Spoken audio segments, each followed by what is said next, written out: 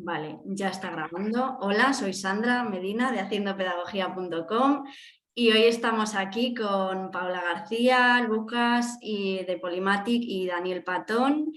Y bueno, hoy queríamos hablar un poco sobre el tema del multipotencial en las altas capacidades, de esta sensación de tener varios talentos, de que se te den bien varias cosas y sobre todo relacionarlo un poco bueno, primero con vuestra propia experiencia respecto primero a vuestra infancia, qué cosas se os daban bien, qué no, si las potenciaron en el colegio con vosotros o no. Y luego en la etapa adulta, a la hora de elegir profesión, si habéis tenido una profesión relacionada un poco con ese talento, si habéis dejado algún talento de lado, un poco todo esto. Entonces, bueno, quería empezar primero contando un poco, hablando un poco de las experiencias en la infancia, luego un poco de esta parte vocacional y luego por último hacer un poco debate bueno, de todo esto de la elección de la profesión, si lo hacemos demasiado pronto, si el futuro, etcétera. Entonces, bueno, empezando por la primera parte, quería preguntaros y bueno, primero voy a decir un poco qué es un poco lo que quiero preguntaros y luego cuento yo mi experiencia y luego ya pues eso, vais hablando quien quiera empezar.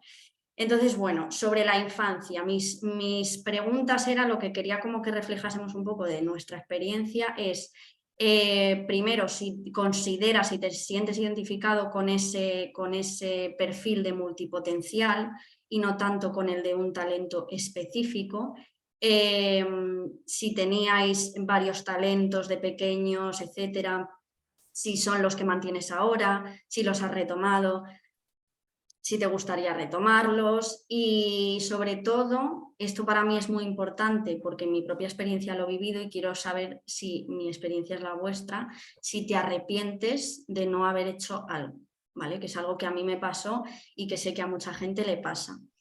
Y bueno, lo primero, yo quería reflejar que este es un tema que me interesa mucho porque yo antes de ser evaluada y leí pues todo aquello de talento simple, talento complejo y superdotación, se hablaba de que la superdotación es un perfil más homogéneo en el sentido de que se te pueden dar bien muchas cosas, es decir, no es un talento específico como el talento académico solo, o solamente un talento para la pintura, por ejemplo, sino que tienes esa sensación de que cualquier cosa que te pongas a hacer y te esfuerces y trabajes, la vas a hacer con un nivel de calidad muy alto. Y yo, antes de ser evaluada, me sentía muy identificada con eso, porque siempre había tenido la sensación, por ejemplo, de que pues si yo hubiese querido estudiar una ingeniería informática, yo podría haberlo hecho, aunque la gente no se lo crea. Yo sé que tengo esa capacidad, pero no lo he hecho. Sé que podría tener capacidad para bailar, para cantar, con esfuerzo y técnica, evidentemente, porque está la parte también de trabajar en esa cosa para que se convierta en un talento, pero yo tenía esta sensación y a mí lo que me pasó es que en la adolescencia, en este momento en el que te hacen un test vocacional así muy psicométrico y nada personalizado, en el que te dicen un poco pues qué profesión quieres, a mí me salió pedagogía y artes escénicas. Entonces yo siempre he tenido dentro de mí esa sensación de el tema de las artes escénicas, siempre me he arrepentido de no haberle dedicado tiempo a esa parte, porque aparte hubo un profesor que le recomendó a mis padres que me apuntaran a un conservatorio porque tenía mucho oído para la música, no lo hice. Y un poco es pues esa experiencia la que quiero que me contéis vosotros un poco respecto a los talentos que teníais. También en mi caso considero que tengo, por ejemplo, una propiocepción bastante buena y se me dan muy bien los deportes individuales, ¿no? Pero no los deportes de grupo, que eran los que había en el colegio, ¿no? Entonces yo en el colegio pensaba que los deportes no se me daban bien porque solo era fútbol, voleibol, baloncesto y poco más, ¿no? Pero ejercicio de fuerza, de propiocepción, de equilibrio tipo yoga, que es lo que hago ahora, considero que también se me da muy bien, la pintura también se me daba muy bien, hacía muchísimos dibujos en la parte de atrás de los cuadernos durante las clases, que luego no iban a ningún sitio. Me dio por hacer fofuchas una temporada y manualidades y cosas así, pero bueno, es un poco esta sensación de que se me pueden dar bien muchas cosas, ¿no? Y es algo que he podido, de lo que he podido darme cuenta ahora, pero que nadie potenció en su momento, a excepción de aquel profesor que le dijo a mis padres, apúntale al conservatorio, aunque luego yo no quisiera hacerlo, ¿no? Entonces, bueno, quien quiera empezar a contar un poco su experiencia en este sentido, pues adelante. Paola, si quieres. Genial. Pues sí, la verdad es que es muy interesante. Yo tengo puesto en mi descripción de redes sociales de Instagram multipotencial. Y sí, yo soy ingeniera de telecomunicaciones, pero hace un par de años hice un posgrado sanitario en genética, genómica, nutrigenética y farmacogenética. Y curiosamente, ahora que estabas hablando de tu infancia, ¿no? Yo creo que siempre decía que yo quería ser escritora. Pero ¿qué influye? Pues la parte externa, ¿no? Del entorno que te dice, bueno, pues esto tiene más salidas, a ti se te da bien bastantes cosas, no eres muy buena en las matemáticas, siempre que eres buena en algo, tienes rendimiento en algo que es socialmente reconocido, pues yo creo que hasta ahora se ha tratado como de reconducir por ahí, ¿no? Tienes varios talentos, pues métete en el que más te va a dar el éxito que se busca desde la sociedad. Pero fue curioso porque yo cuando fui madre, que despertó en mí como la sensación más corporal y de emociones que a lo mejor la había tapado un poco en un ambiente como más de ingeniería y lógica y matemática, hice un parón de todo eso. Yo creo que luego por otras circunstancias apareció la parte sanitaria y estudié esto por la salud de mi padre. Pero sí que me conecté mucho con esa parte emocional, ¿no? Pues de escribir, del arte, de todo esto que estabas hablando.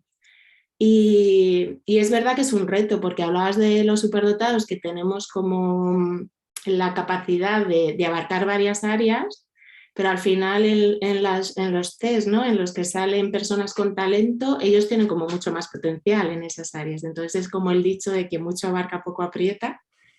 Y yo creo que es importante hablar de esto y ahora he visto que hay el programa DACIU, que es un programa entre varias universidades españolas en las que están ayudando a los estudiantes de alta capacidad precisamente a controlar todo esto, ¿no? Todo este motor tan potente que tenemos y que si nadie te lo dice yo no lo sabía. O sea, en el colegio siempre le decían a mi padre, es buena, a mis padres, es buena en todo, ¿no? Puede ser lo que quiera. Pero yo no percibía que yo tuviera un talento especial en nada, o sea, no era consciente, pensaba que era lo habitual, no. Pero claro, ahora pues viendo vídeos, ¿no? Lo que hablabas de la música, pues en el festival de fin de curso se nota, pues no por comparar, ¿no? Pero se nota justo cuando llegaba mi actuación que había como algo innato, no que tocara mejor o peor, sino que fluía como de manera natural. Y yo creo que es el kit, que es algo que fluye de manera natural sin que seas consciente. Y sí que es verdad que yo pensaba, oye, ¿y por qué no retomo en algún momento la música o también bailaba, ¿no? El flamenco?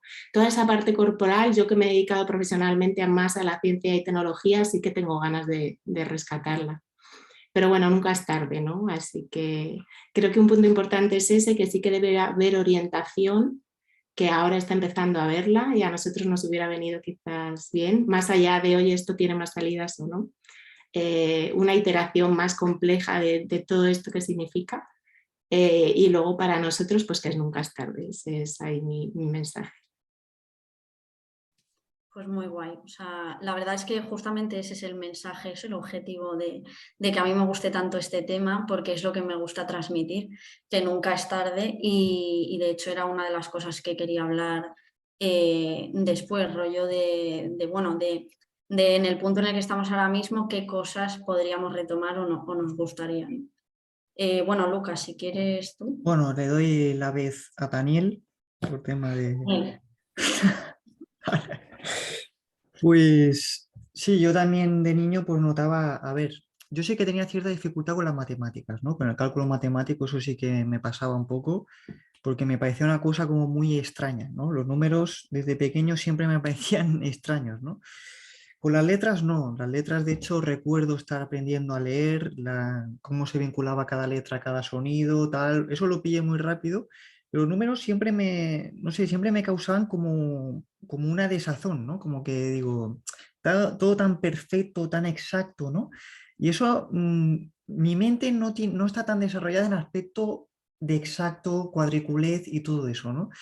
Ahora lo estoy como ya potenciando un poco más, ¿no? Porque yo era como mucho más así ambiguo, mucho más así, ¿no? No sé cómo expresarlo, pero sí que es verdad que en otras cosas, pues destacaba, por ejemplo, en el deporte también, me gustaba también mucho dibujar, también me puse clases de música, de piano, pero bueno, la profe me metía miedo, era hija de puta, se inventaba como historias y me empezaba a meter miedo y cabrona.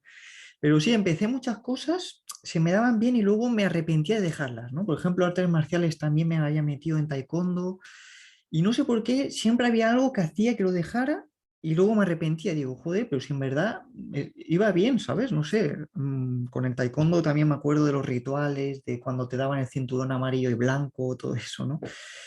Y yo creo que un superdotado se caracteriza justamente por tener un poco las dos partes del hemisferio cerebral, ¿no? Los dos hemisferios cerebrales desarrollados, ¿no? O sea, creo que somos personas que tenemos desarrollado tanto la parte artístico-emocional, vamos a decir, o intuitiva, como la parte lógico-racional, matemática, que yo he descubierto con el tiempo que también se me da bien, pero tenía como ese prejuicio, ¿no? Por cómo se enseñaba matemáticas, cosas así. Y ahora, pues, por ejemplo, estoy metiéndome en lógica y me está apasionando la lógica, ¿no? O sea, teoría de conjuntos, todas estas cosas, ¿no? Entonces, yo creo que sí, que un superdotado se define un poco por las sobrecitabilidades de Dabrowski, ¿no? Es decir, por el hecho de que destaca un poco en general, ¿no? Tanto en lo físico como en lo mental, emocional, ¿no? Y entonces, pues sí, yo también he experimentado un poco eso. Sí que digo que he tenido alguna dificultad con los cálculos y tal, cierta discalculia, pero fuera de eso, pues sí, yo creo que se te da un poco fácil las cosas en general y luego ese es el problema que te va a generar eso te va a generar luego una baja tolerancia a la frustración muchas veces, ¿no? Porque como todo se te ha dado un poco fácil, cuando te encuentras con cosas difíciles, pues te sientes totalmente fuera de lugar, no sabes cómo gestionar esa frustración, no sabes cómo gestionar esas dificultades, pero bueno, yo creo que es maravilloso estos talentos que tenemos y bueno, pues que hay que agradecerlo, ¿no? Hay que disfrutarlo, considero yo. Y bueno, ya cedo mi turno. Muy bien, yo he querido ser el último porque soy el más viejo. A ver, bueno, sí, la verdad es que creo que tenemos distintas capacidades, entonces si hay que explicar las que teníamos, me siento identificado en base a esa pregunta, creo que estamos todos igual. Varios talentos. Bueno, habría que definir también un poco, a ver, en qué medida lo consideramos un talento, cuándo sería un talento, a qué nivel, ¿no? Porque a nosotros, bueno, se nos daba bien distintas cosas. A mí, por ejemplo, de chico me gustaba mucho dibujar, eso lo he perdido. Me dijo un profesor que tenía un sentido del color muy llamativo. Me gustaba combinar colores y generar colores extraños. Por ejemplo, combinaba un rojo con un azul, le metía un amarillo, luego le metía un no sé qué. Y entonces generaba unos grises amarillentos, verdosos, con azules grisáceos que no llegaban a ser azules y unas cosas raras. Y me gustaba eso. Entonces, cuando nos mandaban en clase de pintura, también hay que tener en cuenta que yo soy un poco más mayor y entonces el sistema educativo era distinto. En algunas cosas era, yo creo que bastante interesante el que usábamos más artes plásticas en el colegio, creo yo. O sea, se daba más importancia a una multifuncionalidad en la educación. Hoy yo creo que los chavales están más dirigidos, lo veo por mis hijas, hacia ciertas cosas. Y antes, pues por lo menos en educación básica, era todo mucho más variado. Entonces se fomentaba eso. Y entonces, bueno, pues no nos llamaba mucho la atención lo que ha dicho Lucas. Y lo que ha dicho Paola también me parece muy interesante, ¿no? Que uno se siente identificado con aquello en lo que rinde. Entonces, te dirigen un poco a eso. Me gustaba la pintura, la música yo pensaba que no se me daba bien. hasta que un familiar me dijo, yo pensaba que tenía mal oído, hasta que un familiar me dijo, ¿cómo se te va a dar mal si distingues el canto de 200 especies de pájaros, ¿no? O 100 y pico, ¿no? Y ahí me quedé pensando, digo, a ver si es que tenía malos profesores de música, ¿no? Porque es verdad, o sea, distingo los pájaros, incluso me ha pasado con alumnos ya dando clases de biología que hemos salido al campo y les he dicho, callar, callar, escuchar. ¿Lo oís? Un pájaro carpintero y nadie lo estaba escuchando y yo lo estaba escuchando. Entonces, ese tipo de cosas, bueno, pues yo quizá no he tenido, en la música no he tenido una buena educación musical. Sí que me gustaba mucho redactar historias, contar historias en literatura, ¿no? Cierta predisposición a la filosofía, que tuve buenos profesores de eso también. Y claro, si consideramos talento también la parte física, propiocepción, ¿no? Pues como decía Sandra, a mí me ha gustado siempre el yoga, mi padre me enseñó a hacer yoga con 10, 12 años, se me daba relativamente bien, luego me gustaron las artes marciales, nunca he sido un tipo muy corpulento, entonces las artes marciales pues a mí se me dan bien las katas. Y entonces me dijo me acuerdo, estando de profesor en un gimnasio con el maestro Nomura, pues decía un cinturón negro, yo estaba casi recién entrado, dice, tienes mucho kime, mucha energía. Entonces, bueno, pues yo me ponía así, todo serio, ¿no? Como veía que había que ponerse, y hacía las catas como, guau, guau, guau, como si estuviera enfadado, ¿no? Como esta que ha ganado el campeonato, esta chica, ¿no? Que se pone así, que parece, bueno, yo me ponía así como muy en situación y se me daba bien, la verdad. Tuve que dejar el karate porque me cambié de ciudad, pero lo que ha dicho, no sé si ha sido Sandra, los deportes de conjunto, fatal. Recuerdo haberlo pasado muy mal con el voleibol. O sea, me ponías tan estresado con el voleibol, eso de que toda la responsabilidad caía en ese momento sobre el que saca, que los saques se me daban fatal. Pero yo creo que era por el estrés que tenía en eso, ¿no? Y no sé qué más decir. Bueno, si uno se ha dirigido profesionalmente a eso, pues en mi caso yo creo que me he dirigido a la biología por los paseos que me daba por el campo cuando era niño. Es decir, todas esas experiencias, yo creo que en este caso quizá mi caso pueda ser un poco distinto. No me he dirigido hacia lo que se me daba bien, sino me he dirigido hacia lo que me gustaba en ese momento. Me gustaba salir al campo, estar en contacto con la naturaleza y eso me ha condicionado ese camino. Yo recuerdo que de chico decía que yo quería ser guardabosques para estar todo el día en el campo sin ver a nadie. Eso es lo que yo decía. Sin embargo, hay una cosa que yo creo que he descubierto recientemente, a raíz de que me detectaron la superdotación, y es que hago perfiles psicológicos que me debería haber dedicado al FBI o algo así. Porque, por ejemplo, detecto psicópatas y gente así con perfiles raros. Es como si lo sintiera, ¿no? Como si sintiera... Y de hecho, cuando me hicieron las pruebas, me dijo la psicóloga que me las hizo que tenía mucha empatía. No lo puede parecer, pero soy extremadamente empático. Entonces, noto mucho el dolor psicológico de los demás, noto estados anímicos de los demás. Quizá hubiera sido un magnífico psicólogo, desde luego mejor que biólogo. Eso estoy convencido. No sé si esto es lo que preguntabas. Si me arrepiento, Ya. me hubiera gustado ser guardabosques, la verdad. Creo que habría tenido menos problemas. Bueno, una buena salida también. Pues bueno, he apuntado aquí alguna cosa de lo que habéis dicho, bueno, de lo que ha dicho antes Lucas, del tema de, creo que ha dicho, sí, lo del cerebro de los superdotados. El otro día, en un curso sobre alta capacidad y autismo de Bea Sánchez, de Soy Mamá Valiente, que os recomiendo mucho, vi un estudio súper curioso que decía que dentro de la neurodiversidad hay muchísima más variabilidad en cuanto a morfología cerebral que dentro de las personas neurotípicas. Es decir, que las personas neurodivergentes entre nosotras somos mucho más diferentes que los neurotípicos entre sí. Y eso es súper llamativo porque explica en parte por qué hay un perfil más multipotencial y por qué hay perfiles de un talento simple que despunta tantísimo. Y me pareció súper curioso y lo has dicho y me he acordado y quería decirlo. Y Y luego, bueno, lo que has dicho, Lucas, del tema de la multiactividad, de apuntarte un montón de actividades y dejarlo, me siento muy identificada con eso, también me ha pasado mucho. Y sobre todo lo que he sentido es esa desorientación de estar perdida y de decir, pues es que no sabes qué hacer. Y bueno, enlazándolo con la siguiente pregunta que quería haceros, en mi caso yo me decidí a estudiar pedagogía un poco porque estaba como obsesionada, ahora lo entiendo, porque estaba un poco obsesionada con ser la orientadora de mi centro, que era la que en teoría yo entiendo que pensaba que no hacía bien su trabajo, y en ese sentido yo lo tuve claro, yo fui como a piñón a por eso. Claro, tiempo después ya he dicho, podría haber hecho muchas cosas y he sentido que he dejado un montón de cosas de lado por dedicarme o solamente a la pedagogía.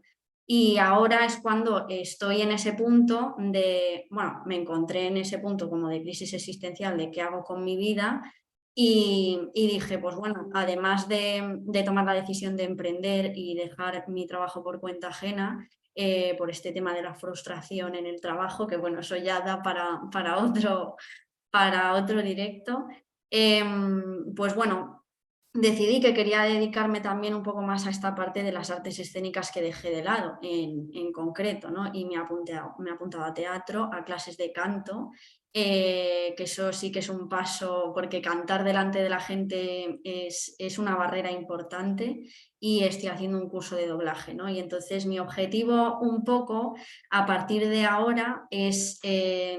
y todo esto ha sido a través de descubrirme ya de adulta, ¿no? Y darme cuenta de que realmente esa intuición que yo tenía de se me pueden dar bien varias cosas, fue como, vale, no estoy loca, en realidad puedo hacer varias cosas, ¿no? Aunque yo me pensaba que no, era como una intuición, ¿no? Es como me siento inteligente pero al mismo tiempo me siento tonta, ¿no? Pues esto era un poco así. Y en mi caso, pues eso, como que a partir de ahora tengo ese objetivo de dedicarme a lo otro, a esto, de puedo hacer varias cosas a la vez, de que nunca es tarde para cambiar de profesión, o puedes combinar dos al mismo tiempo, que lo que elijas hoy no tiene por qué ser lo que hagas ya el resto de tu vida, porque bueno, también me gusta mucho la escritura, en mi caso, por ejemplo. Y bueno, pues eso, o sea, quería como enlazarlo con la parte profesional en el sentido de si os costó elegir vuestra profesión, bueno, ya sé que a Daniel le fascinaba la biología y bueno, igual que tú, Daniel, yo siento que la pedagogía no es lo que mejor se me da, pero lo elegí por interés, o sea, porque me interesaba el tema, pero no es ni de lejos lo que mejor se me puede dar. Y bueno, yo elegí mi profesión un poco por esto. Y aunque lo he convertido de alguna forma en un talento, ha sido porque ha sido un interés, no porque sea un talento, en mi caso, ¿no? Pero sí que, y bueno, respecto a lo que has dicho, Daniel, de específico, o sea, de qué consideramos talento, iba a subir un vídeo esta semana a YouTube que no pude subir sobre un modelo de desarrollo del talento en las altas capacidades súper interesante de François Gagné, que habla, digamos, de esa parte. Bueno, diferencia entre el don, que es, digamos, la capacidad natural para hacer algo, y el talento, que es lo que sucede si se le dedica tiempo a ese don. Entonces, tal y como yo lo veo, ese don está ahí y tiene que haber un trabajo, un esfuerzo para que llegue a convertirse en ese talento. Pero hay veces que pasa mucho el tiempo y ya cuesta más, pero hay veces que eso sigue ahí dormido y solo hace falta dedicarle un poco de tiempo, ¿no? Entonces, bueno, pues un poco qué opináis de esto, si os habéis también encontrado en ese punto, porque, bueno, que yo sepa, Lucas fue diagnosticado de adulto, Paola también, Daniel creo que fuiste también de adulto, pero claro, hace ya más años, ¿no? O sea, no ha sido reciente. Pues bueno, un poco, si tuvisteis también ese punto de inflexión en el momento de la valoración de, vale, ahora voy a cambiar mi vida, voy a hacer otras cosas, y eso, bueno. Paola, si quieres tú. Sí, para mí fue el entender por qué yo había hecho lo que había hecho, porque yo acabé la ingeniería, el día que presentaba el proyecto me contrataron en Telefónica y estuve 2 años. Después me fui a otra multinacional porque yo empecé aeronáutica y luego me cambié a Teleco. de tema aeroespacial en GMV y también estuve 1 año y pico. Luego me fui al extranjero, luego monté una empresa, después he montado algunas asociaciones, también he sido autónoma. Entonces como que he probado todas las maneras de funcionar en el tema laboral. Y al tener la evaluación de alta capacidad entendí por qué lo había hecho, ¿no? Porque creo que no sé si es un 60 o un 70% de personas de alta capacidad al final buscan una manera de hacer su profesión fuera de lo que es lo habitual o como autónomo. Y para mí esa fue la clave, ¿no? Porque al final yo creo que funcionamos por ciclos, que esto es algo que también me dijo la psicóloga que me hizo el screening, y hay momentos, pues lo que os he dicho, ¿no? Hay momentos en los que a mí me apasionaba buscar patrones de programación informática y después con la parte más emocional, pues también me formé como doula, por ejemplo, que es una parte de acompañamiento emocional a mujeres en el momento del parto y posparto, o sea, como muy, muy de extremos, ¿no? Pero va con el fluir. Yo sí que he seguido siempre esa intuición que tú decías, ese fluir que lo llaman los japoneses el ikigai, en donde te encuentras bien de verdad, ¿no? Porque yo llegó un momento en Telefónica que yo llegaba el lunes y no quería ir, ¿no? Y llegaba el día siguiente y no quería ir. Y era algo que yo no podía pagar. Y eso yo creo que son señales que nos vienen a nosotros muy intensamente y que hay otras personas que no las han sentido nunca y no lo entienden, sobre todo de la generación pues, de nuestros padres que entraban en un trabajo de toda la vida, ¿no? Y no salían. Y yo recuerdo comentarios, pero ¿y cómo dejas Telefónica? ¿Tan mal estás para que te tengas que ir? Y nadie entendía ese ansia, ¿no? De cómo seguir aprendiendo, irme a otro país, ver cómo se hacía allí de autónomo, crear una empresa y luego una asociación y cerrarla y tal. Paseé perros, o sea, un montón de cosas. Y el chico, ay, ¿no te das coger las cacas? Pues no. Entonces, en ese momento justo buscaba libertad, porque otra cosa que me pasó estando en las multinacionales es que en una ocasión hice una huelga y llevaba mucho tiempo sin pasear una mañana por mi barrio, alguna vez lo he contado, porque había encadenado pues universidad, ¿no? Siempre metida como en la institución universidad, luego empresa, luego y una mañana de diario por la calle no había estado. Entonces vi a un señor que limpiaba los cristales de la farmacia de mi barrio y me dio tal envidia ese hombre, porque estaba al aire libre, a la luz del sol, que dije, no, lo dejo y me voy a aprender a otro país, lo que sea. Y yo que he vivido mucho en el mundo startup, que son estas empresas tecnológicas súper escalables y del mundo del emprendimiento, lo que te dicen de la cultura de América, que muchas cosas no me gusta nada, pero en esto no tienen miedo al fracaso. De hecho, si tú vas allí y dices, oye, yo he tenido una empresa y he fracasado, la he cerrado y ahora estoy haciendo otra, te invierten dinero mucho antes que uno que solo ha tenido una y le va medianamente bien, porque saben que tú has pasado por un montón de etapas, por las frustraciones, el pelearte y tal, y lo has vuelto a intentar, tienes muchísima más experiencia. Y eso es algo que en España nunca se ha tenido en cuenta, ¿no? Tenemos un miedo a fracaso de decir, y si ahora cambio, Sandra, tú te haces ingeniera y de repente no se me da bien y me vienen con el te dije y has perdido, ¿no? El perder años. ¿Y cómo te vas a cambiar ahora? ¿Y para qué has hecho entonces otra carrera y has perdido 5 años? Y tenemos que quitarnos eso de la cabeza, que no es perder y que es una manera de ser nuestra. Yo lo entendí ahí. No es nada extraño, es como un patrón que vive en nosotros que va como por impulsos, con mucha intensidad y si no sigues eso al final enfermas, yo siempre lo digo, ¿no? Que es como, si no, por eso tenemos tantas crisis existenciales las personas de alta capacidad, porque al final vamos tirando porque, bueno, es que culturalmente tal y no, te dice el cuerpo, no, no, es que no estás diseñado para esto, tienes que hacer otra cosa y buscar otra vez tu camino. Entonces estas paradas que yo creo que hemos tenido todos nos vienen genial para reconducir y volver a empezar. Pues sí, la verdad que yo creo que es algo, bueno, yo creo y estaréis de acuerdo, que es algo muy cultural el tema de, o sea, yo siento que siempre he tenido como la idea de cómo se supone que tienen que ser las cosas, cómo te las han contado, de tú sales, estudias una carrera, encuentras trabajo y ya está. y esa es la estabilidad y la felicidad en la vida. Y tú dices, no, primero, no lo estoy encontrando, o sea, se me ha engañado, y segundo, si lo encuentro, sé que es que no me va a apetecer. ¿Cómo voy a estar toda la vida en un mismo sitio, no? Pero se supone que es lo que tienes que querer y eso te frustra muchísimo más. Y lo que dices tú, que si no sigues tu instinto, enfermas, ¿no? Que ha hecho Daniel así, ¿no? Porque es que es así, tal cual. Entonces, bueno, Lucas, si quieres tú, o Daniel, el que quiera, podéis saltaros el orden, no pasa nada. Como queráis, si quieres, Daniel, tú esta vez empezar. Se ha congelado la imagen, ¿no?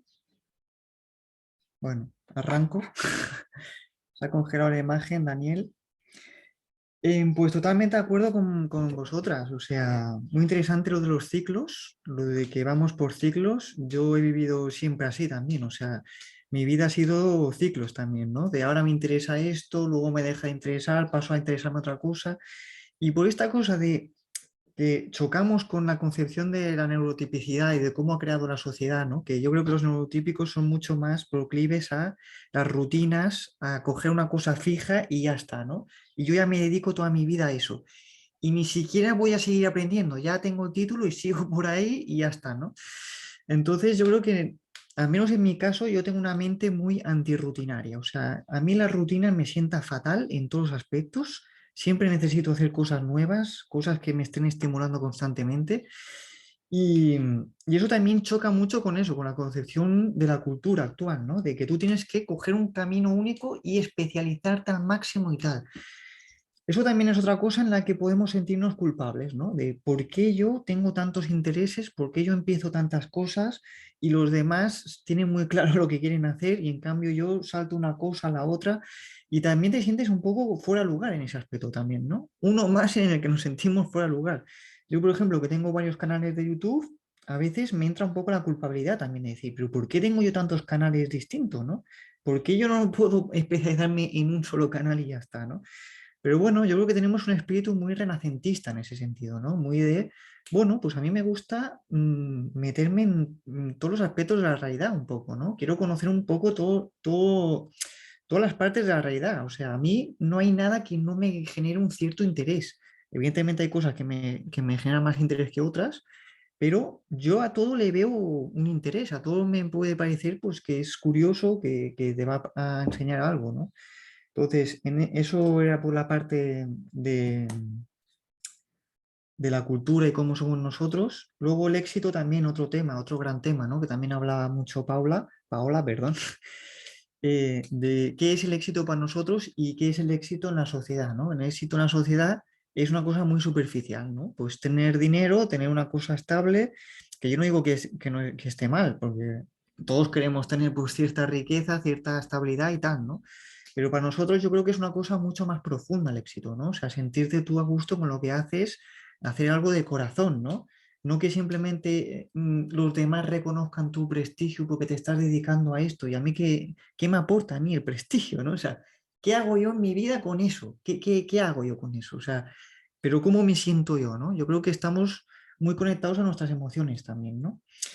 Y luego otro tema en mi caso personal, el tema de la vocación y todo esto, yo tengo la suerte de que ya con 12, 13 años descubrí que mi pasión era la literatura, escribir, me quedé fascinado con las obras de literatura fantástica y ya muy pronto tuve claro que eso era a lo que quería dedicarme en mi vida, ¿no? O sea, ser escritor. Y lo que pasa es que sí que yo, claro, yo pensaba, como yo soy escritor o me gusta la escritura, pues tengo que estudiar filología hispánica, ¿no? Tenía como esta falacia, ¿no? Como yo me dedico a la escritura, pues tengo que estudiar el lenguaje, bueno, el lenguaje, vamos a decir, el idioma español, ¿no? Pero a mí realmente luego pensé, digo, es que a mí no me gusta estudiar gramática, o sea, no es una cosa que me entusiasme, me puede interesar, pero estudiar reglas gramaticales, reglas y estas cosas, no es algo que a mí me fascine, ¿no? Entonces luego pues entré en contacto con la filosofía en bachillerato y ahí pues sí que me fascinó totalmente, ¿no? La filosofía y tuve ese momento de choque de decir, me gusta escribir, pero claro, si estudio filosofía es una cosa que no tiene mucho que ver. En realidad sí que se puede entender muchos puentes entre una cosa y la otra. Y al final pues dije, bueno, pues ¿qué es lo que me apasiona? La gente también me decía lo típico de, no vas a tener salida, no vas a tal. Y digo, bueno, pues es que a mí me fascina la filosofía, ¿sabes? Es lo que me encanta, pues, y voy a hacer eso, ¿sabes? También tuve la suerte de que mi familia me apoyó mucho en eso. Claro, mis padres estudiaron Bellas Artes, pues ya tienen un espíritu más romántico, ¿no? De la vida, entonces dicen, bueno. Entonces, pues eso, yo tuve esa suerte en el tema de la vocación, de que ya de muy pronto lo tuve muy claro y ya fui hacia eso y nada, pero a veces sí que me preocupa un poco porque digo, no sé si voy a tener tiempo para desarrollar todo lo que quiero desarrollar a nivel académico, ¿no? De novelas, luego escribir algún ensayo filosófico, cosas así, pero bueno, es cuestión de estructurarse y darle caña. Y nada, pues hasta ahí mi intervención. Muy bien, no sé, se me ha ido antes el sonido, no sé si he interrumpido a Lucas, porque estaba, Ah, no, ¿no? no, No, no, es no, que no. estaba bloqueado la pantalla, no sé qué ha pasado. Bueno, a ver, yo he ido apuntando cosas, lo que ha dicho Sandra de don y talento me parece fundamental. También lo que ha añadido después ella para matizarse a sí misma, de que el don, si lo retomas aunque sea tarde, sigue estando ahí. A ver, yo nunca he pensado que a mí se me diera bien la psicología, de hecho, nunca me gustó. Yo lo comenté en algún vídeo, para mí existían dos mundos, el mundo de la naturaleza en el que yo me refugiaba, en el que yo era feliz, digamos, yo paseaba por esos bosques, eso unido a la filosofía del yoga, orientalismo, etcétera, me hacía crearme una especie de mundo paralelo. Y el mundo humano en el que yo era profundamente infeliz, no me entendía con la gente y todo eso, ¿no? Entonces, jamás pensé que la psicología pudiera tener inclinación a eso, porque como eso pertenecía a los humanos, ¿verdad? Pues no tenía interés en el mundo social. Y entonces descubro a partir de la detección, porque lo habéis preguntado, a partir de la detección me empiezo a plantear, bueno, a ver si lo que me está pasando a mí es un descoloque brutal, porque siento tanto que, que me bloqueo. Lo curioso, fijaros, es que cuando me hicieron a mí las pruebas y un hermano mío, yo di un percentil más bajo en matemáticas que él, y sin embargo a mí nunca he tenido problemas en matemáticas, él sí. Y sin embargo, cuando se me hicieron las pruebas en la parte de interacción de inteligencia interpersonal, yo no di ningún problema, o sea, yo di muchos problemas, pero tenía un percentil muy alto. Entonces, esto es muy llamativo, es decir, hay una especie como de bloqueo de aquello que haces mejor. Entonces, el rendimiento muchas veces no es sino aquello que no tienes bloqueado. Y por tanto, la sociedad te va a dirigir a eso y a lo mejor resulta que tu capacidad es extraordinaria en otra cosa, pero lo tienes bloqueado porque recibes muchísima información de eso. Esto habría que hablar con un neuropsicólogo para saber, o sea, con un neurobiólogo para saberlo bien, entender en términos neurológicos, ¿no? Pero yo creo que yo lo interpreto así. Tanta información emocional no la puedes gestionar y te bloqueas. Y a mi hermano le pasaba eso con las matemáticas. Bueno, lo de que ha dicho Paola me ha parecido, yo estaba levantando el dedo porque es que, vamos, me ha parecido muy bueno todo lo que ha hecho de los ciclos de actividad, fluir. A mí la psicóloga que me valoró me dijo que yo tenía que hacer aquello que me satisfacía por dentro. Entonces resulta que yo tenía una obsesión durante muchos años de qué era cuál era mi especialización en el campo de la investigación, porque yo no entendía, o sea, no entendía lo que me pasaba a mí. ¿Cómo es posible que yo empiece a trabajar el año 94 en desertificación con ganado? Después me pase a trabajar en anillos de árboles, cambio climático. Luego me pase a trabajar con ballenas, acústica de las ballenas. Luego me dé por, yo qué sé, por los insectos que me da ahora. Y entonces, claro, la gente en mi entorno, como es el entorno académico, te especializas en esto y sigues 50 años haciendo lo mismo, pues yo era visto como un tipo raro, un tipo aberrante, un tipo que no sigue las directrices, hasta que se les ha caído, yo creo que a raíz del canal mío y de una serie de cuestiones se les ha caído la venda y ahora me miran con una cara, antes me miraban con una cara de suficiencia, o sea, yo iba por el pasillo y me miraban así como, ahí va ese. Incluso recibía críticas que yo estaba escuchando en el bar, por ejemplo, y me tomaba un café y oía al de al lado, pues no se ha puesto ahora a hacer el canto del ruiseñor, ja, ja, jiji, jojo. comparando los ruiseñores de zonas urbanas y zonas silvestres, ¿no? Que habíamos hecho ahí un estudio y tal. Y ese era el San Benito. Y ahora te miran con cara de flipe, ¿no? Porque claro, has salido en el periódico el año 2019 hablando del canto de las ballenas y cómo han evolucionado las ballenas acústicamente. En el 2018 hablabas de cómo datamos piezas arqueológicas usando la madera, y ahora va a salir dentro de unas semanas un editorial en el periódico con el tema de granjas de insectos que estamos haciendo. Y todo esto, fijaros, es que es para más bemoles, todo esto con una financiación prácticamente cero. Que esto es lo que a mí más me divierte. O sea, yo soy perverso aquí, yo me divierto en este sentido. Porque mientras los demás se te quejan de que no tienen dinero, esta misma mañana un compañero que le tengo mucha estima, me decía, es que yo con menos de 30.000 euros no puedo mover el laboratorio, no puedo hacer investigación. Yo estoy haciendo investigación con un ordenador y echándole imaginación. Entonces, esto es una cosa que yo quiero reivindicar. Que ya que Paola se está moviendo en distintos entornos, yo creo que va a coincidir conmigo en esto. Nosotros somos más rentables que cualquier otra persona porque vamos a generar con nuestra creatividad desarrollos a costo menor. El día que las empresas, estoy convencido que en Estados Unidos hay programas para incorporar estos perfiles, pero aquí todavía no. El día que las empresas abran los ojos y digan, oye, nos resulta más rentable contratar un superdotado porque nos va a generar, aunque sea difícil de llevar, nos va a generar más rendimiento porque cuestan menos y se les ocurren más cosas, ¿no? Yo estoy con lo que ha dicho Paola muchísimo de cambiar de trabajo, pero reconozco que tengo un miedo atroz. Es decir, yo lo reconozco. Este es un punto débil mío. Tengo un miedo tremendo. No sé si me viene por la parte de superdotación, y lo voy a decir aquí abiertamente, porque aquí estamos para ayudar con nuestra experiencia a los demás. Yo creo que tiene que ver con mi familia, con el origen que tengo yo distópico de una familia en la que mis padres estaban todo el día discutiendo. Entonces no supieron crear un entorno en el que yo pude desarrollar esos dones. Me crearon una especie como de sensación de que el mundo es peligroso, de que en cualquier momento algo me va a pasar. No son paranoias, ese es el ambiente en el que yo me he criado y me ha costado mucho trabajo, y yo creo que estoy todavía en proceso, el poder superar esto. Es decir, yo creo que tengo ahí algo metido que me hace ser extremadamente precavido con los pasos que doy y no arriesgarme. Y esto me está fastidiando. Porque yo ahora mismo, si hiciera lo que me pide el cuerpo, yo dejaba el mundo académico, que ya me aburre, y montaba una empresa de compost en un país que no fuera España. O sea, me encantaría irme fuera. Yo creo que este país no está preparado para nosotros, lo digo así abiertamente.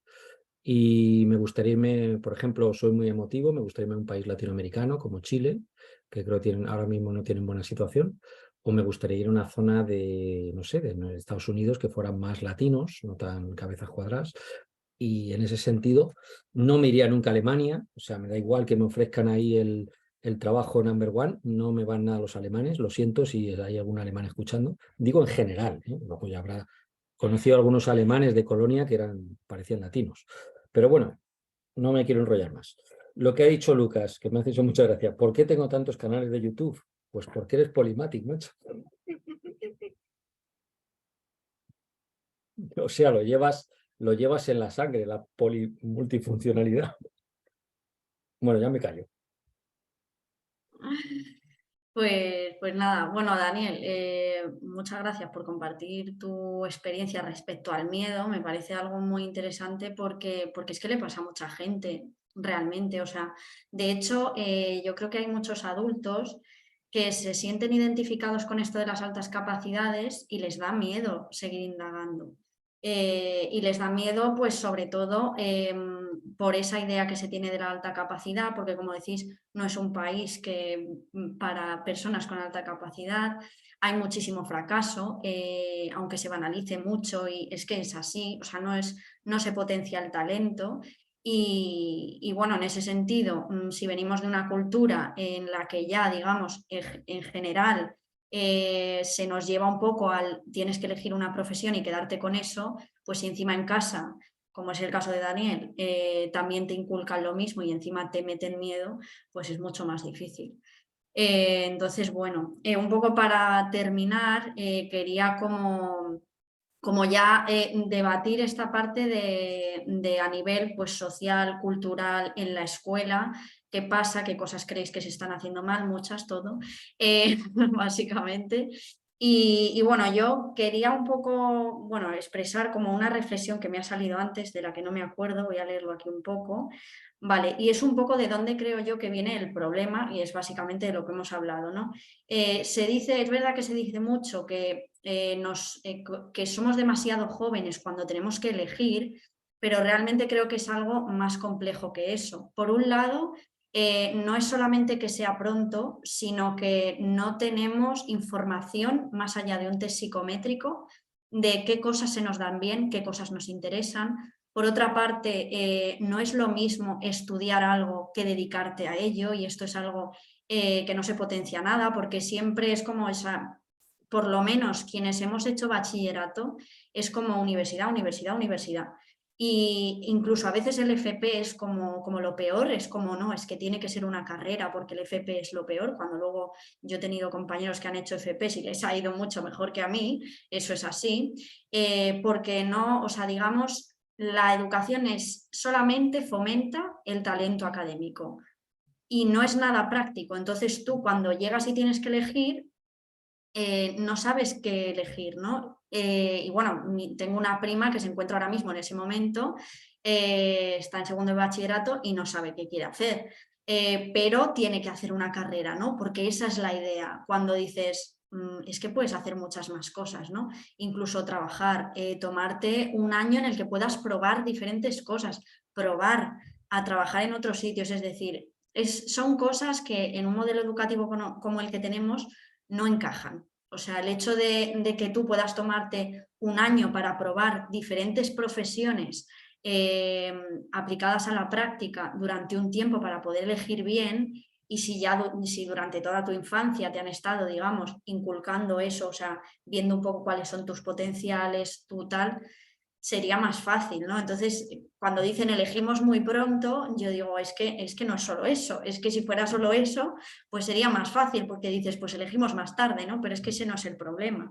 Y luego el tema de que se entiende como algo muy definitivo y tampoco tendría que ser así. Es verdad que el dedicarle esos 4 años de tu vida, al principio cuando empiezas te parece muchísimo. O sea, cuando tú tienes 16 años, 17, cuando empiezas la universidad, ¿cuántos se tienen? 17, 18. 17, 18 años, para ti 4 años de tu vida son muchísimo, que luego en realidad no es nada, o sea, es una inversión de tiempo, pero es verdad que al principio es como que parece una decisión súper importante y luego te das cuenta de que puedes meterte a otra carrera cuando tengas 20 y tantos, 40 y tantos, de que no era tan importante esa parte inicial, pero a partir de ahí eso es lo que hace que luego, si nos sale mal, nos frustremos muchísimo. Y bueno, un poco, pues, ¿qué opináis vosotros de este tema? Pero bueno, yo creo que el principal problema, evidentemente, es la cultura, el sistema educativo, así en general, pero en concreto, pues eso, que habría que enfocarlo un poco más, bueno, enseñanza individualizada, que es algo obvio que sería necesario, y el poder enfocar un poco, ir dirigiendo desde el principio hacia qué se te da bien, y que la elección de la profesión sea algo más práctico y no solamente teórico de qué carrera quieres estudiar, no, a qué te quieres dedicar, qué quieres hacer con tu vida en este momento, que tampoco tiene que ser lo que hagas el resto de tu vida, ¿no? Entonces, bueno, quien quiera hablar, Paola, si quieres tú. Sí, yo creo que has dicho dos cosas claves. Una es que no es definitivo, pero que se nos vende así, ¿no? Y otra que es parte del sistema educativo que es solo hacia el rendimiento académico, hacia lo cognitivo, y realmente no sabemos cómo nos vamos a sentir luego trabajando de eso en el día a día. Yo fui profesora también en la universidad, pero parte del ciclo, y me decían los otros profesores, jo, acabas de llegar y es que eres una de las profesoras favoritas de los alumnos. Y es que yo me los llevaba al campus que tiene Google en Madrid, donde yo emprendía con mi empresa, y les enseñaba cómo estaban allí. Una clase la dimos desde allí, vieron a los profesionales de allí, luego me les llevé a un evento de tecnología también. Y hace poquito, pues yo di clase hace 5 años o así, y hace unos meses me encontré a uno de los alumnos en ese campus que se había montado una empresa, que había ido pues un poco por lo que yo les enseñé que se podía hacer, y me dijo, yo estoy aquí gracias a ti, ¿no? A que esos 3 meses nos diste la oportunidad de ver lo que había afuera y cómo me podía sentir. Yo ese día me sentí como, wow, esto sí que lo quiero hacer durante una temporada, a lo mejor luego cambio, pero se sintió bien. Y eso es lo que a mí me faltó, ¿no? Yo tomé la decisión de ser ingeniera porque a mí se me daba bien reconocer patrones y tal, pero no sabía cómo me iba a encontrar en el día a día en una oficina encerrada, con deadlines muy estrictos, con jefes que no hablaban de emociones y como que las tenían apartadas, y realmente por eso decidí irme de la empresa donde estaba en ese momento, irme al extranjero, como precisamente para huir de esta cultura y ver si lo que yo tenía en la cabeza de ese otro modo de funcionamiento diferente era posible. Y entonces allí trabajé con un chico de Estados Unidos y entendí que sí, que se puede, pues eso, reconocer el talento y buscar la excelencia y sentir a la vez, ¿no? Todo. Entonces, sigue pasando. O sea, mi hija en el colegio, cuando expresa a través de mí, yo verbalizo lo que ella siente en el día a día de la clase, me han contestado en plan, no, es que tú estás transmitiendo tus miedos a tu hija, te debió ir muy mal en la infancia y mal en el colegio. Y yo me quedaba a cuadros, ¿no? Digo, no, estoy verbalizando lo que mi hija siente, que es una necesidad real. Lo que pasa es que como se sale de la norma, pues no hay capacidad para abordarlo y entonces se corta. Y se corta no solo haciendo, luego hablamos de bullying a los niños, que los compañeros, los profes, sino a las madres, que es muy fuerte, ¿no? Que a veces tenemos que mandar hasta a los padres porque eso es otro tema, pero es cierto. Hay cosas que se nos dice a las madres que yo digo, madre mía. Entonces, desde ese momento en el que un niño de 5 o 6 años te está verbalizando una necesidad de su día a día y ya no la atiendes, ¿cómo vamos a llegar luego a los 18 y ser capaces de saber cómo nos vamos a sentir o si eso es importante o no a la hora de decidir? ¿O cómo se sentirá nuestra familia si luego cambiamos? Es que eso está completamente bloqueado, es un bloqueo que tenemos desde la infancia. Entonces, al final es eso, ¿no? Que aún así, con esos bloqueos y todo, pues nuestras señales son tan intensas que al final te rompen y lo haces pues sí o sí. Y después hablando con familias que están haciendo el sistema educativo de otros países de otra manera, con homeschooling o unschooling o semipresencial, virtual, los niños pueden elegir en una plataforma que se llama OutSchool las clases que ellos quieren dar de diferentes temáticas, pues al final ves la realidad, ¿no? Me contaba una familia que lo ha hecho, ya los hijos tienen 18 años, que ahora el problema es un poco lo que hablábamos al principio, que cambian mucho porque tú lo decías, Daniel, también en alguna entrevista que te hizo Lucas, que nos hacemos expertos en alguna cosa muy rápido, ¿no? Te despierta el interés, llegas como hasta el punto de profundidad que tú quieres, o también nos pasa que a veces creemos que va a ser de una manera y por el entorno al final eso no se puede hacer así, como que ves como demasiadas barreras y tienes que caerte de ahí. O sea, pasan muchas cosas y al final el reto es, bueno, no estar tampoco cambiando indefinidamente de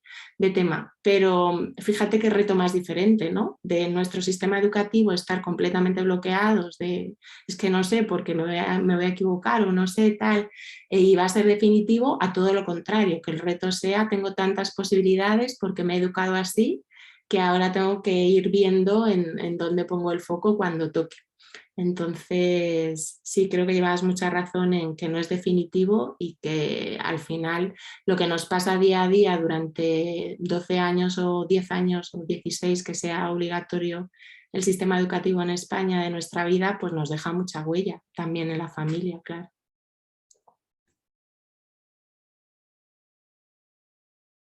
Pues sí, súper interesante lo que has dicho del otro, un sistema educativo diferente. Y respecto a esto, me he acordado de una cosa que ha dicho antes Daniel, que me ha apuntado, porque ha dicho una cosa que he dicho, para esta última parte es interesante o sea, que lo respondas, que es que has dicho que cuando tú empezaste a estudiar era todo como más genérico y ahora con tus hijas ves que es como más específico y es como, ¿qué crees que es mejor? O sea, ¿no? Si tienes esta experiencia de tal, ¿Qué crees que es mejor, más beneficioso? Bueno, yo creo que si no habéis leído a Ken Robinson, a mí me lo recomendaron en la Asociación Española de Superdotados. Leeros El Elemento de Ken Robinson, si no lo habéis leído. Yo creo que este hombre está en esa dirección. Somos seres humanos, o sea, nos tienen que educar como seres humanos. La especialización es robotizarnos. Nosotros tenemos que saber arte, tenemos que saber música, porque los humanos, a diferencia de otras especies, somos polifuncionales por diseño biológico.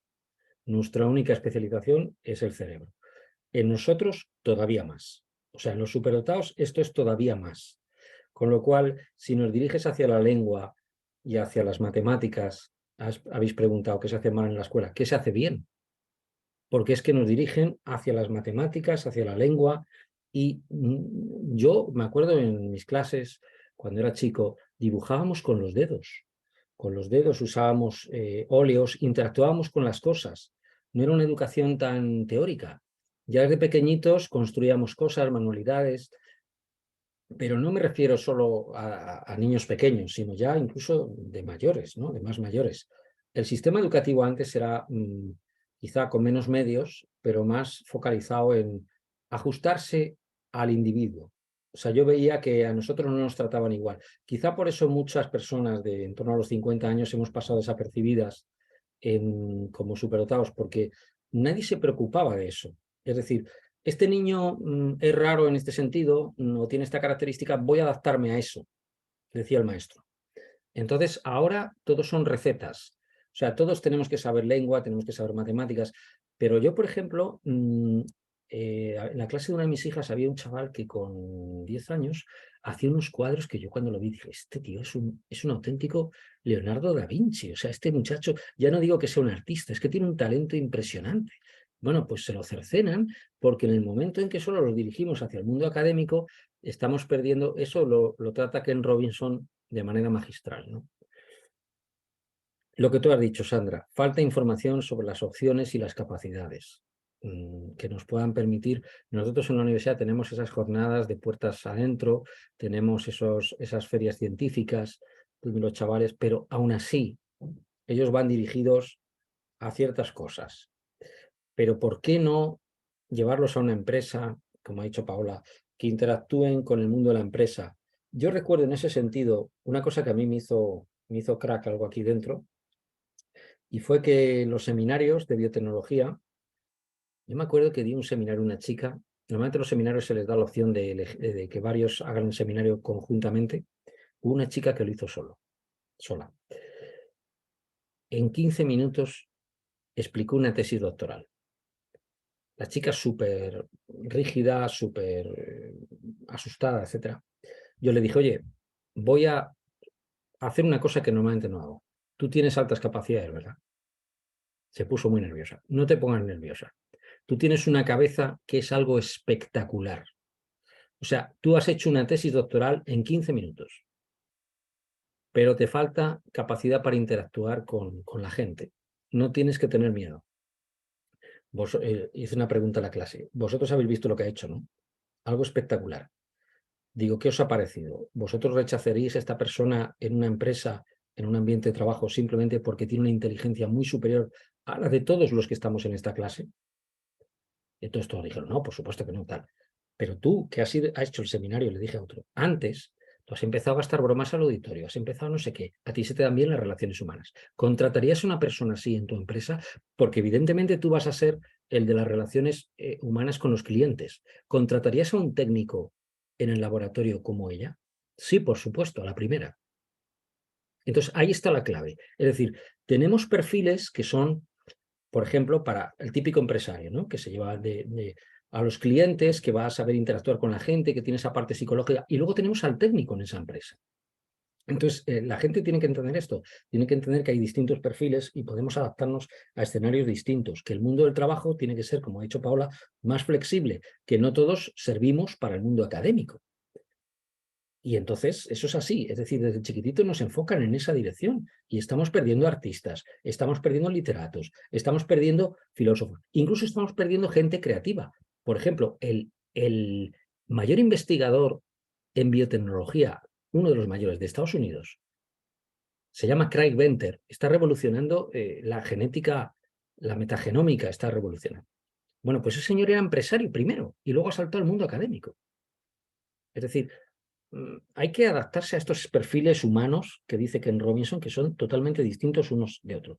La universidad hoy por hoy es una fábrica de empollones, de gente que lo memoriza todo y lo suelta en un examen. Y yo les he dicho a mis alumnos, como vayáis en esa dirección, en esta asignatura lo tenéis claro. Primero hay que entenderlo todo y después hay que saber razonar y pensar. Nada de empollar. Aquí está prohibida la memoria. Digo, este es un espacio en el que la memoria es perseguida como si fuera el enemigo público número 1. Aquí nadie se aprende nada de memoria. Oye, están descuadrados al principio, están todos asustados. ¿Cómo va a ser el examen? ¿Cómo va a ser el examen? Pues el examen va a ser, les digo, preguntas tipo test. No hay nada que memorizar, solo hay que saber cuál es la respuesta y preguntas cortas para ver si has entendido. Claro, eso es lo que pasa en la fábrica de empollones. Y termino, para no enrollarme más, con una cosita. Yo he estado dando clases en veterinaria. Yo me llevo a los alumnos a una granja de avestruces, lo que decía Paola, de interactuar con los campus de Google. Yo me llevo a los alumnos a una granja de avestruces. Lo que les decían en la carrera a los alumnos es que las avestruces no eran rentables. ¿Por qué? Porque gran parte del profesorado tenía negocios con vacuno, con porcino o con lo que fuera. Cuando llegamos a la granja les dije, preguntarle a este señor, que es el dueño, a qué se dedicaba antes. Dice, yo era constructor. Dice, ¿y usted deja el mundo de la construcción por las avestruces? Dice, sí. Son más divertidas y todo el producto lo vendo a Alemania. Y estoy forrado, gracias a la granja, de 5.000 avestruces que tengo. Que por cierto está en Valladolid, se llama Avestruces el Monte. Cuando hablábamos de conducta animal, de animales de granja, todos decían, mira estos, hablando de conducta, jaja, jiji, la vaca hace así, la vaca hace así. Luego, a los 10 años, la Comunidad Europea puso toda una legislación de bienestar animal que hoy es de obligado cumplimiento. Si tú en una granja no vigilas el espacio que tiene cada animal, te cae una buena.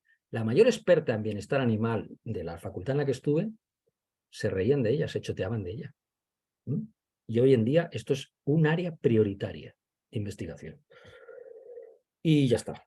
O sea, el mundo académico es esclerotizado, robotizado, le falta imaginación, le falta iniciativa empresarial, le faltan un montón de cosas. Y eso a nosotros nos penaliza totalmente. Nosotros somos de otra forma. No nos adaptamos a esos escenarios tan rígidos. Perdóname que me entusiasme un poco, pero es que a mí esto, claro, lo veo todos los días y me llevan los demonios con este tema. No, totalmente. O sea, además, es que al final la universidad en este país es una extensión del sistema educativo, es más de lo mismo. Y sales con la misma sensación. Cuando estudias una carrera con 17, 18 años, yo digo 17 porque yo nací en diciembre, entonces yo empecé con 17 y por eso digo 17, porque yo sé que empecé menor de edad.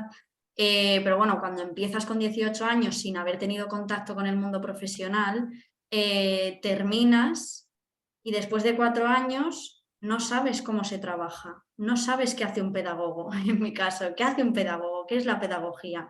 Y llegas al mundo profesional y te das cuenta de que mucha de la teoría que te han dado es paja, está obsoleta y no tiene nada que ver con la realidad, entre ellas las altas capacidades. Como pedagoga, yo la información que he recibido de altas capacidades, como de otras muchas cosas, nada que ver con la realidad.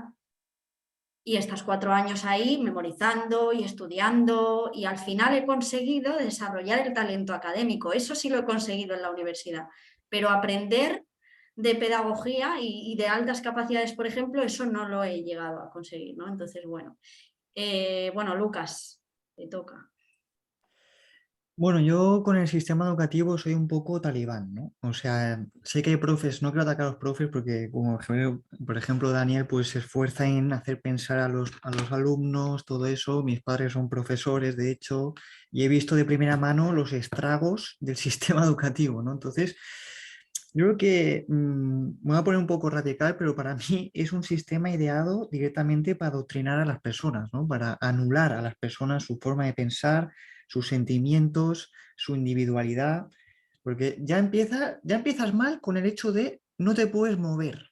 O sea, ya empiezas con una cosa totalmente para mí tiránica, ¿no? No te puedes mover. ¿Por qué no me puedo mover? O sea, ya te va desconectando de tu cuerpo, ¿no? Yo no puedo expresarme con el cuerpo. No puedes hablar. ¿Por qué no puedo hablar con el de al lado? Estoy aquí con 30 personas más de mi edad. Somos amigos porque luego sales al patio y estás hablando o quedas fuera del tiempo lectivo. Quiero hablar. O sea, yo me pasé la ESO y la primaria hablando con el de al lado, porque me llamaba mucho más la atención eso que la clase, ¿sabes? De, joder, tengo aquí una persona, quiero hablar con ella, quiero relacionarme con los demás, ¿no? No, mal, siempre llamándome la atención. Siempre hablando, Lucas, siempre hablando. De, coño, ¿y por qué no puedo hablar, tío? Es que... Entonces, ya desde el principio ya empezamos fatal, ¿no? Luego otra cosa que también veo, otra forma de anular al individuo es el profe visto como una autoridad y el alumno visto siempre como alguien que nunca tiene razón. Todo lo que tú vayas a decir no sabes. Tú siempre tienes que estar en una actitud más bien pasiva, nunca activa, ¿no? Nunca va a aprender la profe la clase de los alumnos. El alumno si participa casi que molesta, ¿no? Es una molestia. ¿Tú por qué participas? A ver, tú cállate y ya está, y escucha, ya está, ¿no? Sé como un mueble. Cuanto menos perciba de ti, mejor, ¿no? O sea, tienes que ser como el pupitre. Y entonces como... luego, otro gran problema que yo le veo para mí, lo nuclear, el problema nuclear del sistema educativo es que haya un plan de estudios impuesto y predeterminado. O sea, yo creo que ese es el gran problema, ¿no? O sea, que ya haya una serie de asignaturas, tú en este momento tienes que interesarte por esto, ahora en este por esto, me da igual tu interés en este momento. Este es el plan, lo tienes que seguir, encima te pongo unas notas que te van a hacer compararte con los demás, te van a hacer que te reduzcas a un número, ¿no? Yo soy un 9, yo soy un 5, yo soy un 4, eso ya a nivel de autoestima es súper peligroso para muchos alumnos que no encajan con el sistema. Entonces, yo haría una educación sin plan de estudios, es decir, un centro en el que hay unos profesores que promueven o ofrecen una oferta, un curso, ¿no? Yo ofrezco este curso de este tema, sea teórico, práctico, artístico, deportivo, de todo tipo, ¿no? Y el alumno va creando su currículum, ¿no? O sea, yo voy a crear mi plan de estudio, mi currículum, escogiendo en cada momento qué asignatura quiero estudiar, lo que me dé la gana, ¿no? Y muy de acuerdo en todo lo que decís, por ejemplo, en esto que decía Sandra de que no se te enseña, o sea, no se te enseña a qué te quieres dedicar, ¿no? Si, yo creo que tendría que estar mucho más orientada a eso, a educación, ¿no? Yo me quiero dedicar a esto es lo que me gusta, yo voy a crear mi propio plan de estudios para saber cómo desarrollar todo eso, ¿no? Porque no siempre, luego también lo que decía Paola, que no hay un encaje entre lo educativo y lo laboral, ¿no? Parece que el sistema educativo sea una realidad aparte de la sociedad casi, ¿no? Una cosa que está ahí apartada de todo lo demás y luego no sabes cómo es el mundo laboral en absoluto, ¿no?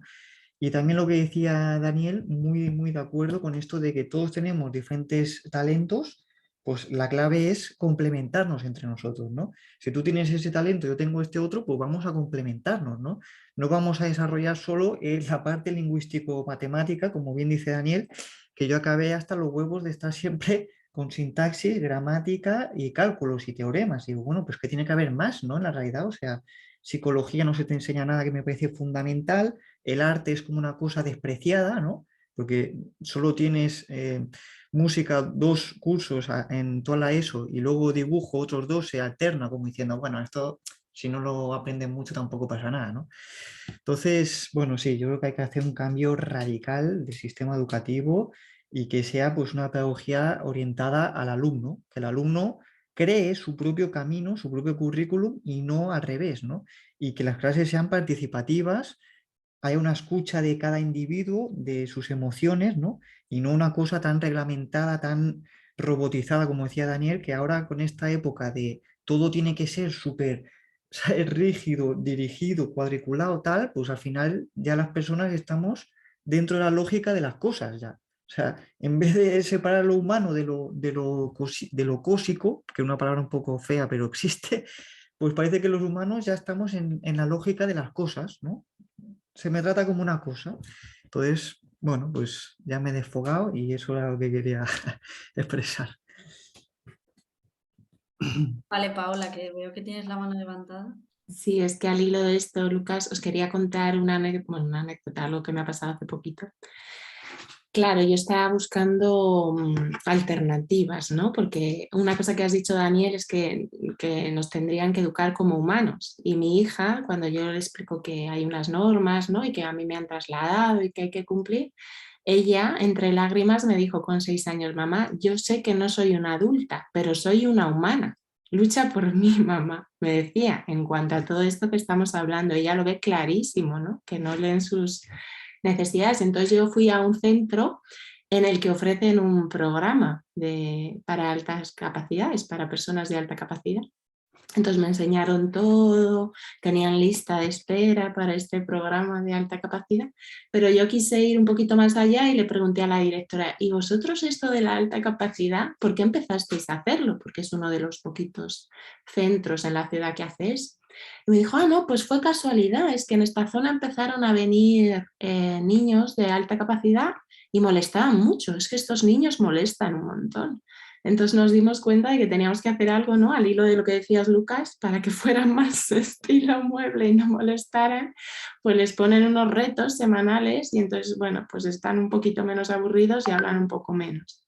Y luego, ahora está empezando a cambiar, este año han implantado en algunos cursos de primaria el sistema por competencias, que es un pelín más cercano a lo que estabas hablando tú, Lucas, de, bueno, yo te ofrezco algo y puede ir por ahí.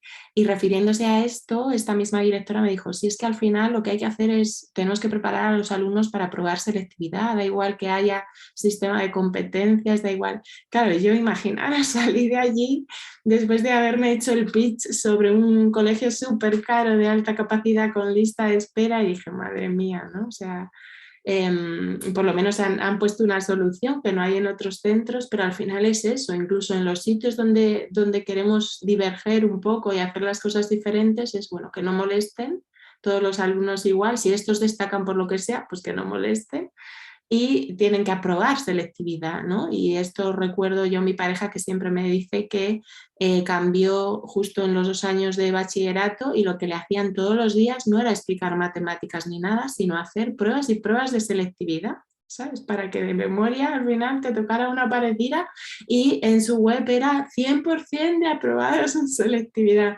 Que mi pareja es otra persona de alta capacidad, todavía no se ha evaluado, pero dice: yo les rompí la estadística porque fui el único que suspendió, ¿no? ¿Cómo no vas a suspender si todos los días te ponen copias ahí? Venga a hacer, venga a hacer. Después se sacó una ingeniería cuando sacó en esas pruebas un 0 con algo en física, ¿no? Hablando de lo que decíais de a lo mejor tuve un mal profesor, y ha trabajado en Google, en IBM. Él siempre dice que algún día irá a algún colegio a explicar que él fue un niño de 2 o de 0,1, y que luego pues que ha tenido una carrera de mucho éxito en la ingeniería, ¿no? Porque esto lo hablaban también algunos profes de alta capacidad que conozco, que oyen en las juntas cómo se habla del flojito, el del 3 en matemáticas, el del 4 es que son muy flojitos, y no se fijan en toda la parte pues de artística, de movimiento corporal, ¿no? Decía esta profesora: luego yo veo a ese flojito en matemáticas brillar en el escenario, en el arte, con una alta capacidad ahí, y es que me duelen esos comentarios. Entonces, bueno, un poco por reflejar la foto de lo que estoy viviendo con mi hija a día de hoy y lo que vamos arrastrando nosotros también. Madre mía. Bueno, pues lo que ha dicho Lucas, no te puedes mover ni te puedes hablar. Fíjate, en el libro que vuelvo a citar de Ken Robinson, del Elemento, habla de una niña que no paraba en clase, entonces su madre la manda al psicólogo, y el psicólogo la deja sentada en una silla y dice: quédate aquí un momentito, que voy a ir a hablar con tu mamá y voy a poner una música. Tú aquí tranquilamente, voy a poner esta música para que no te aburras. Y se va detrás de un cristal de estos ahumados que no se ven por un lado, y le dice a la madre: observa a su hija. Y la hija empieza a danzar, empieza a bailar, empieza a moverse. Dice: tiene usted un talento en la danza. No me extraña que en clase no pare quieta, porque su hija tiene una necesidad de expresarse en danza. Métala usted inmediatamente en una academia de música, de arte. Esa ha sido directora del Ballet Nacional Británico durante muchos años. Eso lo cuenta Ken Robinson en su libro. O sea, es así. O sea, están reprimiendo a gente que es una educación represora. represora de capacidades que tienen otras personas. Fijaros, ha dicho Lucas también, el alumno no se le deja participar. Yo tengo auténticos problemas para que mis alumnos de 22 y 23 años participen en clase. Auténticos problemas. Les cuesta un mundo, se miran entre ellos. Cuando tú haces una pregunta, dices, oye, ¿qué opináis de esto? Nadie contesta. Vuelves a repetir. Llevo todo el curso, y no este año, el anterior y el anterior y el anterior, diciendo, quiero una clase participativa. Aquí no estamos para que yo suelte el rollo y vosotros estéis escuchando pasivamente. Ya sé que estáis acostumbrados a eso, pero aquí, en esta clase, no funcionamos así. A mí ese libro de Ken Robinson me hizo darme cuenta de un montón de cosas que me habían ocurrido a mí, y yo intento que mi clase sea un espacio de libertad personal en el que los alumnos puedan desarrollar sus capacidades. Por lo menos en la universidad, aunque sea tarde, y en los últimos cursos vais a tener, y les cuesta un mundo cambiar la mentalidad. No participan, no preguntan, no interactúan. Y poco a poco lo vas consiguiendo, pero tienen un bloqueo a participar, tienen una autorrepresión a ser juzgados por sus propios compañeros si lo que están diciendo es una tontería. Y lo que decía Lucas, por supuesto que aprendemos de los alumnos. Un buen docente tiene que aprender de sus alumnos. Yo tenía un alumno que una vez me preguntó, oye, ¿los parques no podrían ser fuente de expansión de especies invasoras? Porque en los parques urbanos se plantan muchas cosas raras y tal y cual. Y me hizo pensar el tipo y digo, oye, voy a internet a ver si encuentro investigaciones sobre el origen de especies invasoras, y efectivamente hay toda una investigación sobre cómo especies invasoras aparecen en los parques urbanos. Y eso lo incorporo a las clases. Es decir, lo que preguntan los alumnos me sirve a mí, y yo se lo digo a mis alumnos. Tenéis que preguntar porque me estáis haciendo un favor. Y les digo, primero, yo tengo alta capacidad, con lo cual puedo estar hablando como Fidel Castro 7 horas seguidas. Y entonces, si vosotros me preguntáis, me vais a limitar el discurso, vais a hacer que yo me relaje un poco, mi actividad mental se vuelva más tranquila, y entonces dinamizamos la clase, yo no me aburro, vosotros tampoco, preguntáis cosas y la clase se va dirigiendo hacia lo que vosotros queréis, no hacia lo que el rollo que os estoy soltando. Y es más, yo les digo, por ejemplo, en prácticas, ¿qué práctica queréis? ¿Esta o esta? Claro, eso no lo hace nadie. ¿Pero por qué? Porque yo estoy insatisfecho también en el sistema académico. Me parece aburridísima la universidad tal y como está planteada. Es un peñazo. Fíjate que yo hablo con colegas míos y no les puedes sacar de su área de trabajo. Yo me acuerdo, y esto lo he contado en algún caso, estando tomándome un café con unos compañeros en el bar de la Facultad de Ciencias de la Autónoma de Madrid, había dos profesores del Centro de Biología Molecular, hablando a la hora del café del citocromo sidasa y de cómo las mitocondrias y los electrones y tal. Esa es la deformación que tienen. O sea, ni siquiera a la hora del café son capaces de hablar de otra cosa que no sea el trabajo. Estamos creando auténticos alienados en las universidades. Respecto a lo que ha dicho del plan de estudios, Lucas. Mira, el plan de estudios, yo lo he dicho en uno de mis últimos vídeos. Yo todos los días, yo creo que este señor tiene altas capacidades, no lo voy a citar, es un destacado microbiólogo, ya está jubilado. Propuso la microbiología ambiental, le cambió el nombre porque no aceptaban ecología microbiana. No lo aceptaron en el plan de estudios, por animadversión hacia él. Propuso cambiar el nombre, microbiología ambiental. Y hubo un profesor que dijo, esa línea de trabajo, esto fue hace 20 años, no tiene entidad. Hoy en día hay miles de desarrollos tecnológicos de primera orden y nos están afectando. Por ejemplo, el biogás. Nosotros en Europa tenemos un problema de gas porque nos ha cortado Putin el suministro de gas. Hay tecnología para hacer biogás y eso es microbiología. Es decir, con los residuos orgánicos podemos hacer un gas. Los israelitas lo enchufan directamente a los conductos de gas. Dinamarca ha dicho que le da igual el gas de Putin porque ellos tienen un 25% de biogás, pero tienen instalaciones suficientes para que sea el 100%. Y Alemania ha dicho que va a cambiar la legislación para que en vez de residuos solamente agrícolas se puedan usar residuos urbanos en el biogás. O sea, Europa no ha hecho los deberes. Y no los ha hecho porque hemos estado favoreciendo líneas de investigación y porque había gente que le interesaba comprar el gas a Putin. Así de claro. Y la sociedad nos perjudicamos todos por no apoyar el talento. Todo esto que estamos hablando hoy, ponerlo en números económicos. Es decir, Si estamos apoyando el talento, estamos generando unos réditos, unos beneficios para la sociedad brutales. O sea, tenemos capacidad para solucionar cualquier problema. Y no lo van a solucionar los empollones. Lo vamos a solucionar nosotros. El otro día estuvieron unos periodistas en mi laboratorio y se quedaron flipando de que mis cucarachas fueran capaces de comerse todos los residuos orgánicos de mi casa. Y esta noticia va a salir en el periódico. Ya verás cómo no hacen nada. Pues yo reciclo el 100% de mis residuos orgánicos en un cuarto de metro cuadrado. Ponlo a escala, esto de una instalación a gran escala. Y solo he dicho a los políticos, me como la basura de la ciudad de Cáceres en una nave industrial llena de insectos. Ese es el potencial creativo que nosotros tenemos. Solucionar los problemas que la sociedad tiene. Y eso no lo hacen los empollones, porque no tienen capacidad creativa. Solo han sido dirigidos en una dirección. Saben hacer una cosa y la repiten miles de veces durante toda su vida, pero son incapaces de adaptarse a los problemas reales de la sociedad. Y ya está bien de esta situación. Tenemos que denunciarlo en todos los espacios donde se nos escuche. Ya está bien esto de ser políticamente correctos. Hay que darles caña hasta que sangren. Fíjate lo que te digo. Hasta que se enteren, hasta que en esas cabezas rígidas y esclerotizadas entre la idea de que la neurodiversidad es la solución de los problemas de la humanidad. Señores, así de claro. Somos la solución de los problemas porque nos adaptamos a escenarios cambiantes y los talentos y los empollones no son capaces de salir de lo que han aprendido. Están robotizados, aprenden una sola cosa. Yo he cambiado de investigación 6 veces, 8 veces, no sé cuántas he cambiado. Y voy a seguir cambiando. Voy a hacer lo que me dé la gana dentro de la Universidad Pública Española. Y voy a hacer no solo lo que me dé la gana, sino que cuando llegue a catedrático a lo mejor me pongo de guardabosques, fíjate lo que te digo, como ha dicho Paola. O sea, yo trabajo para mi propia satisfacción y para hacer cosas que sean importantes para la sociedad, no para cubrir con unos expedientes y para ponerme medallitas. Me dan igual las medallitas y ya me callo. Esto se llama sobreexcitabilidad emocional. Totalmente. Gran ejemplo de sobreexcitabilidad emocional.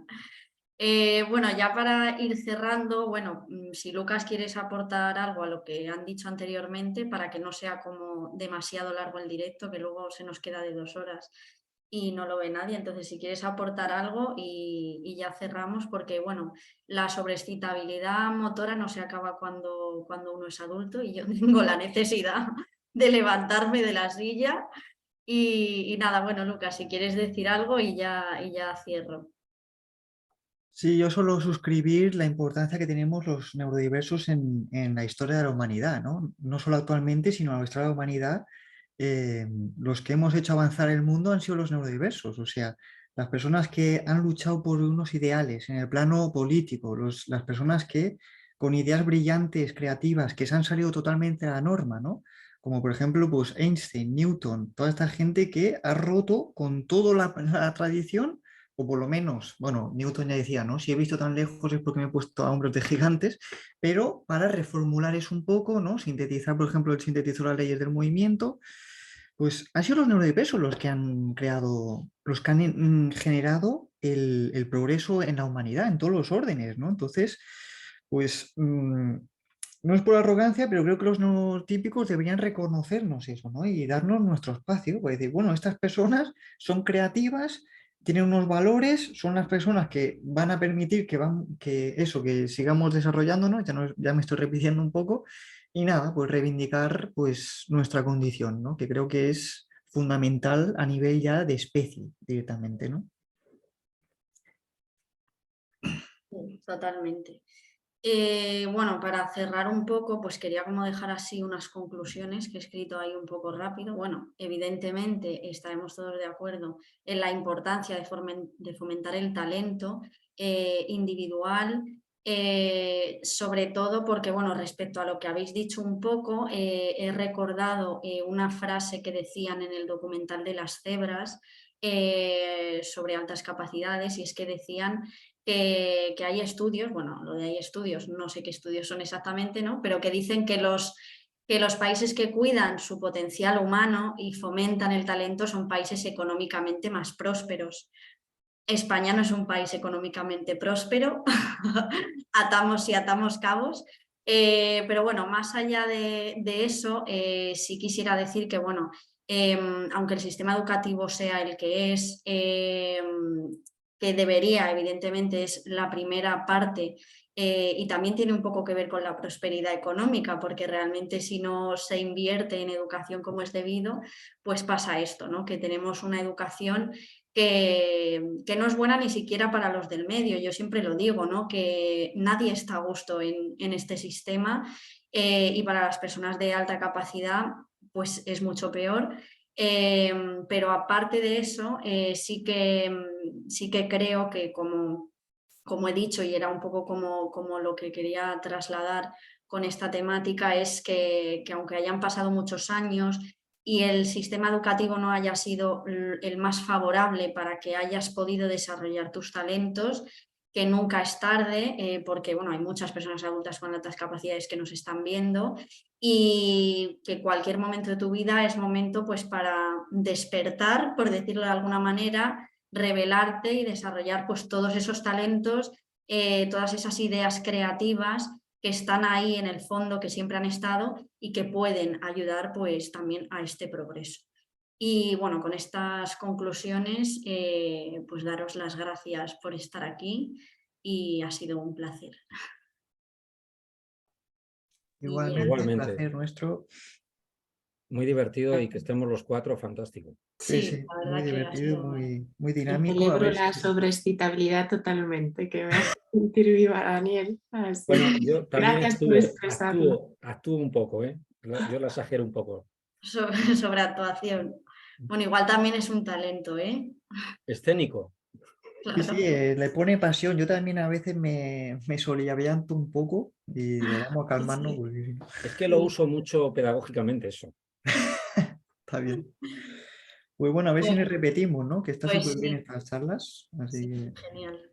Pues lo dicho, muchas gracias y nada, gracias a quien nos esté viendo y nos vemos en próximos vídeos. Y le doy al stop. Saludos. Chao, chao.